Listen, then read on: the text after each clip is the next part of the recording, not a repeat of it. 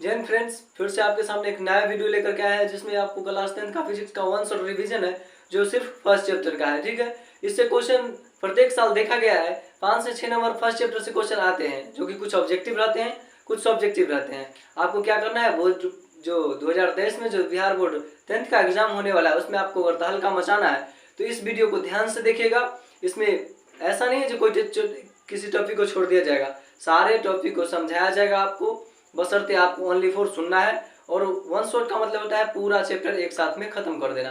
One shot में आपको इस चैप्टर को खत्म करेंगे और पूरा डीपली आपको बताएंगे आखिर किस चीज को क्या बोलते हैं, क्या हमको याद रखना है, क्या नहीं याद रखना है। ठीक है, चलिए वीडियो को स्टार्ट करते हैं और आप लोग को सिर्फ शुरू से लेकर के अंत तक देखना है वीडियो को। फिर से आपको अगर वीडियो अच्छा लगता है तो कमेंट कीजिएगा, अदरवाइज आपको किसी प्रकार का अगर कोई डाउट होता है तो आप कमेंट सेक्शन में पूछ सकते हैं। ठीक है, चलिए स्टार्ट करते हैं। देखिए, फर्स्ट चैप्टर जो है क्लास 10 का उसका नाम है प्रकाश का परावर्तन। अंग्रेजी में इसको रिफ्लेक्शन ऑफ लाइट कहते हैं, समझ गए। सबसे पहले क्वेश्चन हमारा आता है वहां पर प्रकाश क्या है। क्या है टॉपिक हमारा, है प्रकाश क्या है। तो प्रकाश वह भौतिक कारक होता है जिसकी सहायता से हम कोई वस्तु को क्या करते हैं, देखते हैं। अदरवाइज देख यहाँ पर देखिए, अगर हमारे पास आंख है लेकिन लाइट नहीं है तो हम तो अंधेरे में रहेंगे। अंधेरे में आप किसी वस्तु को देख पाते हैं क्या, नहीं ना।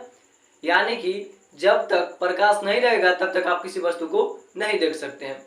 जब किसी वस्तु से अगर प्रकाश निकलता है ना तो क्या करता है, प्रकाश निकलने के बाद किसी वस्तु से टकरा करके हमारी आंखों तक पहुंचता है, फिर हमें वस्तुएं दिखाई देना शुरू हो जाता है। इसलिए अगर आपसे कोई पूछे प्रकाश क्या होता है तो प्रकाश वह कारक होता है जिसकी सहायता से हम कोई वस्तु को देखते हैं। ठीक है, प्रकाश की जो चाल होता है निर्वात में सबसे अधिक होता है, 3 × 10⁸ मीटर प्रति सेकेंड होता है। ठीक है, पूछ लेगा आपसे ऑब्जेक्टिव के रूप में कि प्रकाश की चाल निर्वात में कितना होता है, तो आप बताइएगा निर्वात में प्रकाश की चाल 3 × 10⁸ मीटर पर सेकेंड होता है। ठीक है, या करके कभी कभी रहता है 3 × 10⁵ किलोमीटर प्रति सेकेंड, ये भी हो सकता है। या 3 लाख क्या होता है, 3 लाख किलोमीटर प्रति सेकंड, ये भी आपका हो सकता है। ओनली फॉर एग्जाम में आपसे यही दोनों में से कोई पूछ लेगा। कंपटीशन के एग्जाम में ज्यादा देखने को मिलता है 3 लाख किलोमीटर पर सेकंड। ठीक है, आपसे क्वेश्चन ऑब्जेक्टिव के रूप में पूछ लिया जाता है, बताइए प्रकाश की चाल निर्वात में कितना होता है, तो आपको बताना है 3 × 10⁸ मीटर पर सेकेंड। और किलोमीटर में पूछे तो 3 × 10⁵ देख लीजिए, यहाँ आता है, यहाँ 5 है। ध्यान से देखना आपको वीडियो को, और जो जो आपको बता रहे हैं उसको ध्यान से एक बार रिपीट करना है आपको भी। ठीक है, चलिए आगे बोलता है क्या, प्रकाश स्रोत क्या है। प्रकाश स्रोत क्या है, तो जिस वस्तु से प्रकाश निकले उसको क्या बोलते हैं, प्रकाश स्रोत। जैसे कि जलता हुआ बल्ब, सूर्य, लालटेन जलता हुआ मोमबत्ती, जलता हुआ दीपक, जिस वस्तु से प्रकाश निकलती है उसको क्या बोलते हैं, प्रकाश स्रोत। जैसे कि तारे। ठीक है, और हाँ, चंद्रमा नहीं बोलिएगा, चंद्रमा के पास अपना प्रकाश नहीं है, समझे। चलिए आगे बढ़ते हैं। प्रकाश स्रोत भी आपको आई होप समझ में आया होगा। फिर क्या है, प्रदीप्त और अप्रदीप्त वस्तुएं। ठीक है, देखिए जो प्रदीप्त होता है, जिस वस्तु से प्रकाश निकले उसको प्रदीप्त वस्तु बोलते हैं, और जिस वस्तु से प्रकाश नहीं उत्सर्जित होता है उसे अप्रदीप्त वस्तु कहते हैं। जैसे कि सूर्य प्रकाश उत्सर्जित करता है, जलता हुआ लालटेन, दीप, ये सब क्या है, प्रकाश उत्सर्जित करता है, इसलिए इसको क्या बोलते हैं, प्रदीप्त। ठीक है, और जिस वस्तु से प्रकाश न निकले उसको अप्रदीप्त। जैसे बेंच, टेबल, डेस्क, कुर्सी, ये सब प्रकाश नहीं देता है, इसलिए इसको क्या बोलते हैं, अप्रदीप्त बोलते हैं। ठीक है, अब चलिए आगे क्या है, प्रकीर्णन। क्या है, प्रकीर्णन। तो देखिए इसको अंग्रेजी में स्कैटरिंग कहते हैं, हिंदी में प्रकीर्णन। प्रकीर्णन जब प्रकाश का किरण सूक्ष्म कण पर पड़ता है, वायु के सूक्ष्म कण पर पड़ता है तो सूक्ष्म कण प्रकाश के कण को जो होते हैं, सूक्ष्म कण प्रकाश को अवशोषित करता है, और जिस स्थान पर प्रकाश नहीं होता है वहां पर जाकर के क्या करता है, उसे छोड़ देता है, चारों दिशा में फैला देता है, उसको क्या बोलते हैं, प्रकीर्णन। आपसे पूछे प्रकीर्णन क्या होता है, इस 2 नंबर में कभी कभी पूछ लिया जाता है प्रकीर्णन क्या है, तो आपको बताना है जब प्रकाश की किरण किसी सूक्ष्म कण जब प्रकाश की किरण किसी सूक्ष्म कण पर पड़ता है तो सूक्ष्म कण प्रकाश को अवशोषित कर लेता है और फिर उसे चारों दिशा में, जिस स्थान पर प्रकाश नहीं होता है वहां पर जाकर चारों दिशा में क्या करता है, फैला देता है, तो उसको क्या बोलते हैं, प्रकीर्णन। अंग्रेजी में स्कैटरिंग कहते हैं, समझ गए। अगला है क्या, किरण एवं किरण पुंज। तो देखिए, एक सीधी रेखा में चलने वाले प्रकाश को किरण कहते हैं। क्या कहते हैं, किरण। और हाँ, प्रकाश वाले डिफिनेशन में मैं अभी छोड़ दिया हूँ। इसमें इस प्रकाश का पूछ लेगा आपसे ऑब्जेक्टिव के रूप में, ये बताइए प्रकाश कैसे चलता है। तो पहले बताना भूल गए थे, प्रकाश जो है कैसे गमन करता है, एक सीधी रेखा में गमन करता है। ठीक है, अब देखिए आगे क्या कहता है, हमारा जो किरण है, एक सीधी रेखा में चलने वाले प्रकाश को क्या कहते हैं, किरण कहते हैं। क्या कहते हैं, किरण। और जब एक सीधी रेखा में प्रकाश चल रहा है तो उसको किरण कहते हैं। और ऐसा ऐसा प्रकाश अगर बहुत सारा एक साथ चलने लगता है, जब ऐसा ऐसा प्रकाश, सीधी रेखा में गमन करने वाले प्रकाश जब बहुत चलने लगता है, क्या होता है, बहुत चलने लगता है, तो उसको क्या बोलते हैं, किरण पुंज। क्या बोलते हैं, किरण पुंज। और उसी का दूसरा नाम है प्रकाश पुंज। इसलिए आपसे ऑब्जेक्टिव के रूप में कभी कभी पूछ लिया जाता है, जो बताइए किरण पुंज क्या है। किरण पुंज की जगह नाम बदल देगा, उसका नाम दे देता है प्रकाश पुंज। किरण पुंज का ही नाम प्रकाश पुंज है। ठीक है, तो किरण पुंज की जगह आपसे पूछ लेगा प्रकाश पुंज क्या है, तो किरणों के समूह को किरण पुंज या प्रकाश पुंज कहते हैं। समझ गए। यानी किरण पूछते, सीधी रेखा में चलने वाले प्रकाश को किरण, और किरणों के समूह को क्या बोलते हैं, किरण पुंज। यानी बहुत सारा चल रहा है, यानी समूह चल रहा है, तो किरणों के समूह को क्या बोलेंगे, किरण पुंज या प्रकाश पुंज कहते हैं। ये किरण पुंज जो होता है 3 प्रकार के होते हैं। किरण पुंज कितने प्रकार के, 3 प्रकार के होते हैं। ठीक है, किरण पुंज 3 प्रकार के। एक होता है अपसारी, पहले अपसारी आता है, अभिसारी, उसके बाद है आपका उसके बाद है समांतर, उसके बाद है अपसारी। ठीक है, देखिए इसका कुछ फिगर इस टाइप से होता है और इसमें सीधा रहता है, एक दूसरे के समांतर, और इसमें एक बिंदु से निकलकर जाता हुआ दिखाई देगा। ठीक है, देखिए अभी पढ़े हैं क्या, किरण पुंज। तो किरण पुंज कितने प्रकार के, 3 प्रकार के। कौन कौन, अभिसारी किरण पुंज, समांतर किरण पुंज और अपसारी किरण पुंज। ये जो अभिसारी किरण पुंज होता है किसको बोलते हैं, वैसा किरण पुंज जिससे प्रकाश की किरण एक बिंदु स्रोत से निकल करके फैलती चली जाती है। वैसा किरण पुंज जिससे प्रकाश की किरण एक बिंदु स्रोत से निकलकर फैलती चली जाती है, तो उसको क्या बोलते हैं, अभिसारी किरण पुंज। ठीक है, जैसे कि आप लाइट को जलाते हैं, बल्ब जो घर में एलईडी जलता है, जैसे ही बटन को ऑन करते हैं तो एक बिंदु स्रोत है, वो एक बिंदु है, प्रकाश लाइट बल्ब क्या है, एक बिंदु है, वहां से प्रकाश निकल के क्या होता है, फैलते चला जाता है। यानी उसी ढंग से अभिसारी किरण पुंज, एक बिंदु स्रोत से प्रकाश की किरण निकलकर फैलती चली जाए, उसको क्या बोलेंगे, अभिसारी किरण पुंज। और इसका फिगर ये रहा आपका समांतर किरण पुंज। इसमें प्रकाश की किरण एक दूसरे के समांतर चलता है, उसको समांतर किरण पुंज कहते हैं। और अभिसारी किरण पुंज वैसे किरण पुंज जिसमें क्या होता है, प्रकाश की किरण एक बिंदु पर आकर के क्या होता है, मिलता है। सब प्रकाश आएगा एक बिंदु पर आकर के मिल जाएगा, तो उसको क्या बोलेंगे, अपसारी किरण पुंज। आई होप आपको किरण पुंज समझ में आया होगा। अब आगे देखिए आपका अगला क्या है, पारदर्शी पदार्थ, पारभासी पदार्थ, अपारदर्शी पदार्थ। तो देखिए पारदर्शी पदार्थ वैसे पदार्थ को कहते हैं जो प्रकाश की किरण को अपने में से पूरा पूरा होकर जाने देता है। वैसे पदार्थ जो प्रकाश की किरण को अपने में से पूरा पूरा होकर के जाने देता है, तो वह उसको पारदर्शी पदार्थ कहते हैं। वैसे पदार्थ जो प्रकाश की किरण को अपने में से पूरा पूरा होकर जाने देता है, तो उसको पारदर्शी पदार्थ बोलते हैं। ठीक है, जैसे में कांच, हवा, पानी। ठीक है, इसका एग्जाम्पल हो गया। पूछ लेगा कांच क्या है, तो पारदर्शी पदार्थ है। ठीक है, हवा क्या है, पारदर्शी पदार्थ है। ठीक है, अगला है क्या, पारभासी, उसके बाद है अपारदर्शी। तो देखो अपारदर्शी पहले समझ लेते हैं, जो पूरा पूरा प्रकाश को पार करने दे, पारदर्शी। और वैसे पदार्थ जो प्रकाश की किरण को अपने में से होकर के जाने देता ही नहीं है, उसको बोलते हैं अपारदर्शी पदार्थ। जैसे दीवार, बेंच, टेबल, डेस्क, ये सब जो है अपने में से प्रकाश को होकर के जाने नहीं देता है, इसलिए इसको अपारदर्शी पदार्थ कहते हैं। उसके बाद है पारभासी पदार्थ। तो पारभासी वैसे पदार्थ जो अपने में से प्रकाश की किरण को हल्का सा कण से होकर के जाने देता है, उसको क्या बोलते हैं, पारभासी पदार्थ। जैसे में तेल लगा हुआ कागज, घना कोहरा, धुआं, कुहासा, रक्त, दूध, खून, बैलून। समझ गए, इस ढंग से आपका हो गया क्या, पारदर्शी, पारभासी, अपारदर्शी। उसके बाद है प्रकाश का परावर्तन तथा नियम। ठीक है, उसके बाद क्या है, प्रकाश का परावर्तन तथा नियम।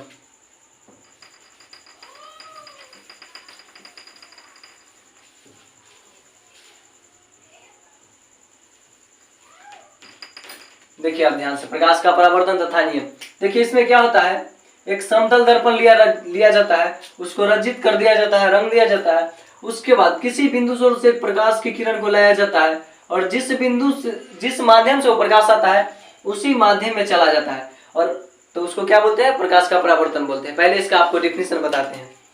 प्रकाश का परावर्तन, किसी बिंदु स्रोत से आएगा प्रकाश की किरण, दर्पण से टकराएगा और अपने ही माध्यम में लौट जाएगा। जिधर से आया उधरे को गया, यानी कि किसी बिंदु स्रोत से आई प्रकाश की किरण, फिर दर्पण से क्या होगा, टकराएगा, फिर अपने ही माध्यम में चला जाता है। तो उसको क्या बोलते हैं, प्रकाश का परावर्तन, यानी अंग्रेजी में रिफ्लेक्शन ऑफ लाइट। ठीक है, तो देखिए ये मान लीजिए नीचे में दर्पण लगा हुआ है, समतल दर्पण, यहाँ पर लिखा हुआ है नीचे में क्या है, समतल दर्पण है। किसी बिंदु स्रोत से प्रकाश आया फिर अपने ही माध्यम में लौट गया, तो उसको क्या बोलेंगे, प्रकाश का परावर्तन। आने वाली किरण को आपतित किरण, जाने वाली किरण को परावर्तित किरण। इसके बीच में जो डॉटेड लाइन दिख रहा है इसको अभिलंब कहते हैं। क्या कहते हैं, अभिलंब। और देखिए आपतित किरण और अभिलंब के बीच में जो कोण बनता है उसको आपतन कोण बोलते हैं, इसको आई से सूचित करते हैं। ठीक है, फिर परावर्तित किरण और अभिलंब के बीच में जो कोण बनता है उसको परावर्तन कोण कहते हैं। समझ गए। और नीचे में जिस बिंदु पर यह सब क्रिया हो रहा है उसको बोलते हैं आपतन बिंदु। ठीक है, अब देखिए आपको समझ में पूरे अच्छे से आएगा जो प्रकाश का परावर्तन क्या होता है। किसी बिंदु स्रोत से आई प्रकाश की किरण, फिर दर्पण से टकराया, अपने माध्यम में गया। किसी बिंदु स्रोत से आई प्रकाश की किरण दर्पण से टकराकर अपने ही माध्यम में लौट जाता है, तो उसको प्रकाश का परावर्तन कहते हैं। प्रकाश के परावर्तन के दो नियम है, आपसे एग्जाम में पूछा जाएगा डायरेक्ट, प्रकाश के परावर्तन के कितने नियम होते हैं, तो प्रकाश के परावर्तन के दो नियम होते हैं। कौन कौन नियम होते हैं। पहला नियम, आपतित किरण, परावर्तित किरण तथा अभिलंब तीनों एक को समतल में है कि ना, बिल्कुल। तो पहला क्या है, पहला नियम, आपतित किरण, परावर्तित किरण, अभिलंब तीनों एक ही आपतित किरण, परावर्तित किरण, आपतन बिंदु और अभिलंब तीनों एक ही समतल में होता है। आपतित किरण, आपतन कोण, परावर्तन कोण और आपतन बिंदु तीनों एक ही समतल में होता है। एक मिनट देखिए, आपतित किरण, परावर्तित किरण और अभिलंब तीनों क्या होता है, एक ही समतल में होता है। ये हो गया आपका। फिर आपतन कोण बराबर परावर्तन कोण, दूसरा नियम। पहला कोण आपतित किरण, परावर्तित किरण और अभिलंब तीनों एक को समतल में होगा। उसके बाद दूसरा नियम, आपतन कोण जो दिख रहा है आई, वो आर के बराबर होगा, यानी आई बराबर आर। आपतन कोण बराबर परावर्तन कोण होता है, दूसरा नियम। प्रकाश के परावर्तन के दो नियम, पहला आपतित किरण, परावर्तित किरण और अभिलंब तीनों एक ही समतल में, दूसरा आपतन कोण बराबर परावर्तन कोण। समझ गए। अब देखिए आगे, ये तो नियम क्लियर हो गया, प्रकाश का परावर्तन आपका हो गया। उसके बाद क्या है, गोलीय दर्पण। क्या है, गोलीय दर्पण। तो गोलीय दर्पण ये रहा आपका गोलीय दर्पण। वैसे दर्पण को गोलीय दर्पण बोलेंगे जिसकी परावर्तक सतह किसी खोखले गोले का भाग हो। वैसे दर्पण जिसकी परावर्तक सतह किसी खोखले गोले का भाग हो उसको गोलीय दर्पण कहते हैं। क्या कहते हैं, गोलीय दर्पण। गोलीय दर्पण को काट दिया जाता है दो बराबर भागों में, तो उससे उत्तल दर्पण और अवतल दर्पण बनता है। आपसे बोर्ड के एग्जाम में पूछा जाएगा, बताइए गोलीय दर्पण कितने प्रकार के, तो दो प्रकार के। कौन कौन, उत्तल दर्पण और अवतल दर्पण। पूछेगा डायरेक्ट दर्पण क्या प्रकार के, तब बोलिएगा दो प्रकार के, वो भी दो ही प्रकार के। तो उसमें कौन कौन हो जाएगा, समतल दर्पण और गोलीय दर्पण। डायरेक्ट अगर आपसे एग्जाम में पूछता है दर्पण क्या प्रकार के होता है, तो दो प्रकार के, गोलीय दर्पण, समतल दर्पण। ठीक है, लेकिन गोलीय दर्पण में पूछे गोलीय दर्पण कितने प्रकार के, तो दो प्रकार के, उत्तल दर्पण, अवतल दर्पण। ये बात को आपको ध्यान में रखना है। ठीक है, तो गोलीय दर्पण किसको बोलेंगे, वैसे दर्पण जिसकी परावर्तक सतह किसी खोखले गोले का भाग उसको गोलीय दर्पण बोलते हैं। इसको दो बराबर भाग में क्या करते हैं, काट देते हैं, तो एक बनता है उत्तल दर्पण, एक बनता है अवतल दर्पण। दो बराबर भाग में बांटने के बाद अगर बाहरी सतह को क्या करते हैं, रंगते हैं, रजित करते हैं। रजित करना मतलब रंगना, रंगते हैं तो अवतल दर्पण बनता है। और आंतरिक सतह, अंदर वाले सतह को रंगते हैं तो उत्तल दर्पण बनता है। ठीक है, तो फिर कभी कभी ये भी पूछ लिया जाता है अवतल दर्पण किसको बोलते हैं। वैसा दर्पण जिसकी परावर्तक सतह धंसी होता है तो उसको बोलते हैं अवतल दर्पण। वैसा दर्पण जिसकी परावर्तक सतह धंसी हो तो उसको क्या बोलते हैं, अवतल दर्पण।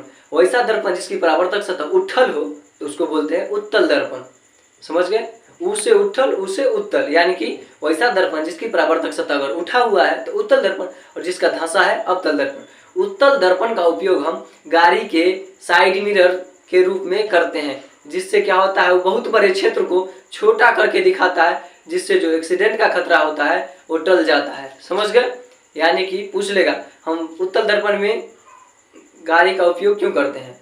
तो उत्तल दर्पण किसी भी बड़े क्षेत्र को छोटा करके दिखाता है, और ताकि जो होने वाला दुर्घटना हो उससे बचने के लिए उत्तल दर्पण का गाड़ी के साइड मिरर के रूप में, यानी कि पश्च दृष्टि के रूप में उसका उपयोग करते हैं। अब अवतल दर्पण का उपयोग हजामती दर्पण के रूप में किया जाता है। रोगियों के मुंह, कान, आंख, नाक जांच करने में भी अवतल दर्पण का उपयोग किया जाता है। समझ गए? आगे देखते हैं। आगे है समतल दर्पण। ठीक है, तो समतल दर्पण तो आप देख ही चुके हैं, समतल रहता है। हमारे घरों में जो आईना यूज किया जाता है उसी को क्या बोलते हैं? समतल दर्पण। और हाँ, उत्तल दर्पण का काम क्या है? बहुत बड़े क्षेत्र को छोटा करके दिखाना। और अवतल दर्पण कोई छोटी चीज को बहुत बड़ा करके दिखाता है, और समतल दर्पण जो जैसा है वैसी दिखाता है। ठीक है, कभी कभी बोल देगा समतल दर्पण की विशेषता लिखिए। तो समतल दर्पण की विशेषता, वस्तु जितना प्रतिबिंब में दूरी पर रहेगा उतना ही वस्तु की दूरी बराबर प्रतिबिंब की दूरी, मतलब कि आईने के अंदर जितना दूरी दिखाएगा आपको उतना ही दूरी वस्तु का होगा बाहर में। ठीक है, फिर प्रतिबिंब वास्तविक रूप से आभासी होता है, उल्टा होता है। समझे? उसके बाद जो प्रतिबिंब का आकार वस्तु के आकार के बराबर होता है। उसके बाद इसमें समतल दर्पण में जो होता है आभासी काल्पनिक प्रतिबिंब बनता है। यही इसकी कुछ मुख्य विशेषता था। आगे है किस वस्तु को कहाँ पर रखे तो कौन सा प्रतिबिंब बनेगा। जैसे कि किसी वस्तु को अगर फोकस पर रखा जाता है तो उसका प्रतिबिंब कहाँ बनेगा? तो अनंत पर। कहाँ पर बनेगा? अनंत पर। इसका एक अलग से सेपरेट वीडियो बनाएंगे, और जिससे कि आपको पूरा अच्छा से समझ में आए। अगर ऐसे अभी वर्तमान में बता दे अगर यहाँ पर आपको, तो थोड़ा कम समझ में आएगा। एक अलग से इसका वीडियो 5 से 6 मिनट का होगा, ओनली फॉर इसी का, और आपको बना करके डाल देंगे। और आप लोग क्या कीजिएगा, देख लीजिएगा। और इससे एक ऑब्जेक्टिव पक्का पूछा जाता है, और हमेशा ये ऑब्जेक्टिव आपको ध्यान में रखना है। जब किसी वस्तु को फोकस पर रखा जाता है तो उसका प्रतिबिंब कहाँ बनेगा? अनंत पर। कहाँ पर? अनंत पर। ये याद रखना है, अधिकतर एग्जाम में बार बार देखे हैं, पूछा गया है। ठीक है, उसके बाद आपको कुछ महत्वपूर्ण सूत्र याद रखना है। क्या रखना है? कुछ महत्वपूर्ण सूत्र। जैसे में को याद रखना है, जैसे कि महत्वपूर्ण सूत्र में आपसे पूछ लिया जाएगा, जो बताइए एफ बराबर क्या होता है, यानी कि फोकस बराबर सूत्र क्या होता है? तो r/2। देखो, एफ से होता है फोकस, नीचे में सब लिख दिए हैं। एफ से फोकस, आर से होता है रेडियस, रेडियस मतलब त्रिज्या। तो एफ बराबर जो फोकस बराबर सूत्र होगा r/2, यानी त्रिज्या/2 होगा। या इसको हम ऐसे भी लिख सकते हैं, r बराबर 2f। समझ गए? अगला देखिए, आपसे पूछा जाएगा दर्पण सूत्र क्या है। ठीक है, तो 1/v + 1/u बराबर 1/f। 4 का ऑप्शन दिया जाएगा, उसमें से आपको क्या करना है? एगो को सिलेक्ट करना है। जो इसी को सिलेक्ट कीजिएगा आप लोग। 1/v + 1/u बराबर 1/f। 3 ऑप्शन आपके गलत होंगे। उसके बाद पूछेगा आवर्धन m बराबर क्या होता है? -v/u। ठीक है, आवर्धन, लेकिन ये दर्पण चैप्टर के लिए पूछेगा दर्पण में आवर्धन m बराबर क्या होता है, तो आपको बताना है -v/u। एक अगला चैप्टर आवर्धन है, उसमें लेंस होता है। ठीक है, अगला देखिए, आपका जो अंकिक प्रश्न है, अंकिक प्रश्न आगे की वीडियो में आपको अलग से बना करके बता दिया जाएगा, जो कि ओनली फॉर आपके बोर्ड के एग्जाम के लिए बहुत जरूरी होगा। 3 से 5 क्वेश्चन आपको बोर्ड के लेवल का बता देंगे। उससे अगर पूछा जाए बाय द वे तो 5 अंक में पूछा जाएगा, और आप लोग यूं इजीली बना लीजिएगा। ठीक है, उसके बाद देख लीजिए, यहाँ पर जो v का उपयोग हुआ है, v से प्रतिबिंब होता है, f से फोकस होता है, u से वस्तु की दूरी होता है, r से त्रिज्या होता है। आई होप आप लोग को ये वीडियो पूरा समझ में आया होगा। और हाँ, जितने भी क्वेश्चन आपको बताए हैं, जैसे इस टाइप के क्वेश्चन पूछे जाते हैं, आपको पूरा ध्यान में रखना है। बाय द वे आपको याद नहीं होता है तो फिर से क्या करना है, एक बार वीडियो को देख लेना है। इसमें सिर्फ 2 चीज छूट गया है। क्या? किस वस्तु को कहाँ पर रखते हैं तो उसका प्रतिबिंब कैसा बनता है, चिन्ह परिपाटी, और उसके अनुसार क्वेश्चन जो अंकित प्रश्न है वो आपको सिर्फ बता देना है। यानी 2 छोटा वीडियो और आएगा, आपको देख लेना है। और क्या करना है, जो अंकित प्रश्न है खुद से बुक में यहाँ बताने के बाद आपको खुद हल करके देखना है। ठीक है, अगर आपको वीडियो समझ में आया तो एक लाइक तो बनता है भाई, एक लाइक कर दीजिएगा। मिलते हैं अगली वीडियो।